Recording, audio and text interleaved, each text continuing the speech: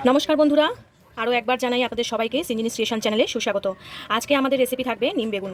আমরা জানি শনি আর মঙ্গলবার আমাদের বাড়িতে বাড়িতে কি সুন্দর নিম বেগুন ভাজা হয়, আর এখন যেহেতু বসন্তকাল, গাছে একদম কচি নিম পাতা ধরেছে, তো সেটা দিয়ে করলে আরও সুন্দর লাগে। অনেকে সারা বছর ধরে খাওয়ার জন্য নিম পাতাগুলোকে শুকিয়ে গুঁড়ো করে রাখে কৌটোতে, তো আমার সেটা ঠিক ভালো লাগে না, তাতে আমার ঠিক তরতাজা মনে হয় না। তাই জন্য আমি সেই কচি নিম পাতাগুলো, লাল লাল নিম পাতা আর ছোটো ছোটো টুকরো করে রাখা বেগুনগুলো দিয়ে নিম বেগুন করি শনি মঙ্গলবার করে। প্রথমে না আমি নিম পাতাগুলোকে, এই দেখুন কচি নিম পাতাগুলোকে ভালো করে ভেজে নেব। নিম পাতাগুলো ভালো করে ভাজা হয়ে গেলে, লাল লাল হয়ে যাওয়ার পরে তারপরে আমি বেগুনটা অ্যাড করবো। এখন কিন্তু আমি বেগুন সঙ্গে সঙ্গে দেবো না, আর নিম বেগুন ভালো ভাজা না হলে কিন্তু নিম বেগুনটা বেশ তেতো তেতো লাগবে, তখন অনেকেই খেতে চান না বা একটা অভক্তি চলে আসে খাওয়ার প্রতি।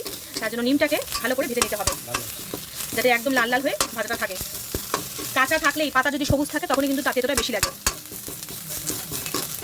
তাই ভালো করে নিমটাকে ভেজে নিতে হবে।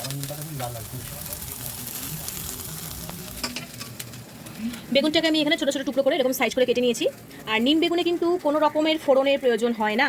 আমি বারে বারে বলছি, নিম বেগুনে কিন্তু কোনো রকম ফোড়নের প্রয়োজন হয় না। কালো জিরা, গোটা জিরা বা সর্ষে কিছুই দেবেন না, শুধুমাত্র নিমটার মধ্যে, বেগুনটার মধ্যে লবণ আর হলুদ অ্যাড করবেন।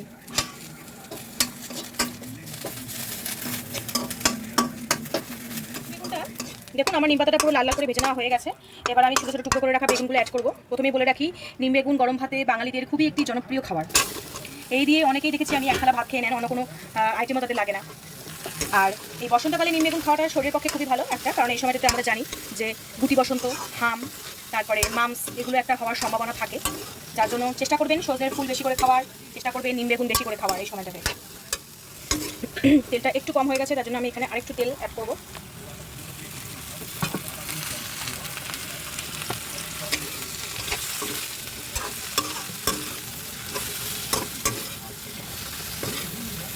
দিয়ে আমি এটা কিছুক্ষণ এভাবেই রেখে দেবো।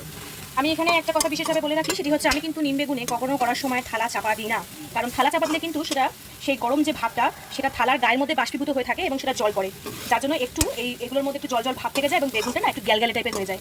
বেগুনটা যাতে তাকিয়ে থাকে এবং না ভেঙে যায়, যার জন্য আমি এটাকে থালা চাপা না দিয়েই রান্নাটা করার চেষ্টা করি। এইভাবে আমি এখানে কিছুক্ষণ 8 থেকে 10 মিনিট এভাবে বসিয়ে রাখবো। এইভাবে এটাকে খাওয়ার জন্য আমি কিছুক্ষণ রেখে দেবো এভাবে। দেখুন আমার নিম বেগুন ইতিমধ্যেই রেডি হয়ে গেছে। এবার এটাকে তুলে নেব।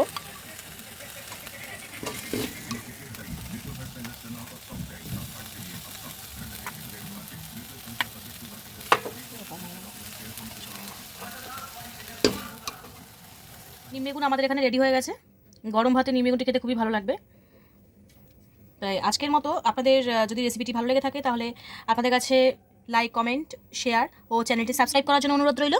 এরকম আরও ভিডিও পাওয়ার জন্য আমার চ্যানেলটি ফলো করবেন। সবাইকে জানাই আরও একবার ধন্যবাদ।